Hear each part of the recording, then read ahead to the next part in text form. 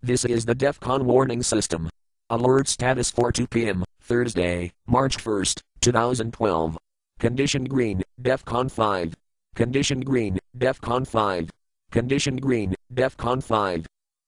There are currently no imminent nuclear threats against the United States at this time. North Korea has agreed to a nuclear moratorium at a single facility in exchange for food aid.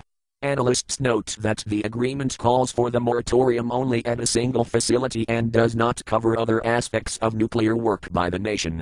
In essence, North Korea has agreed to nothing. However, North Korea continues its belligerent rhetoric against the South and is developing unmanned attack aircraft using U.S. target drones imported from the Middle East. Russia is to build 2 new warships, the first in a series of short and mid-range frigates and corvettes, and has announced plans to build 6 submarines and 1 aircraft carrier annually. $639 billion have been allocated over the next 8 years for military building. In the meantime, the U.S. is considering cutting its deployed nuclear force up to 80%, while Russia is to resume patrols using nuclear-armed submarines. Russia's deputy defense minister states that Russia may increase its nuclear potential to counter U.S. missile shield and may also pull out of 2010 Strategic Arms Reduction Treaty. In response to nuclear-powered submarines being delivered to India, Pakistan has leaked that it will pursue nuclear subs with planned operation in 5 to 8 years. Taiwan has announced plans to arm itself with U.S. anti-ship missiles, while Ronald L. Burgess, director of the Defense Intelligence Agency, has testified that China is developing space warfare capabilities, including the ability to attack and destroy satellites. Iranian diplomats state that the Fordo facility is capable of making fissile warhead material and refuses UN nuclear watchdog inspectors to visit the Parchin facility, while U.S. spy agencies continue to report that Iran has not yet made a decision on whether or not to produce a nuclear weapon. Diplomatic sources say they believe that Iran has expanded uranium enrichment at its protected facility.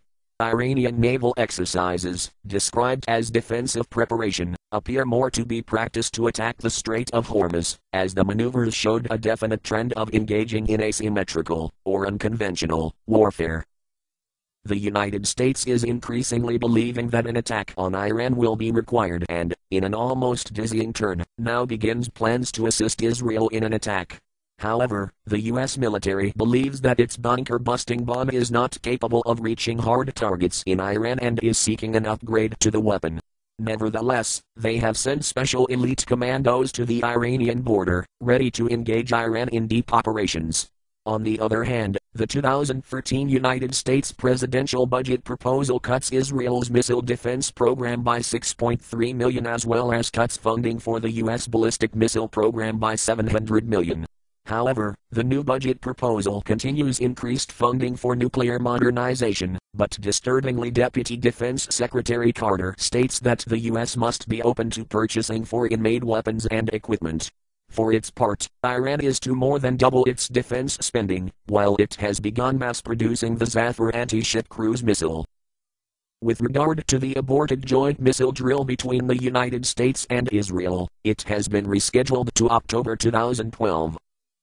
The Defcon warning system is a private enterprise which monitors world events and assesses nuclear threats against the United States by national entities. It is not affiliated with any government agency and does not represent the alert status of any military branch. The public should make their own evaluations and not rely on the Defcon warning system for any strategic planning. At all times, citizens are urged to learn what steps to take in the event of a nuclear attack. If this had been an actual attack, the Defcon warning system will give radiation readings for areas that are reported to it. Your readings will vary. This system serves the Kittle Falls area of northeast Washington. Official news sources will have radiation readings for your area. For immediate updates, go to www.defconwarningsystem.com. Breaking news and important information can be found on the Defcon Warning System message board and on the Defcon Twitter feed Defcon WS. You may also subscribe to the YouTube channel Defcon Warning System. Note that Twitter and YouTube updates may be subject to delays. The next scheduled update is 2 p.m. Pacific Time, April 2, 2012. Additional updates will be made as the situation warrants, with more frequent updates at higher alert levels. This concludes this broadcast of the Defcon warning system.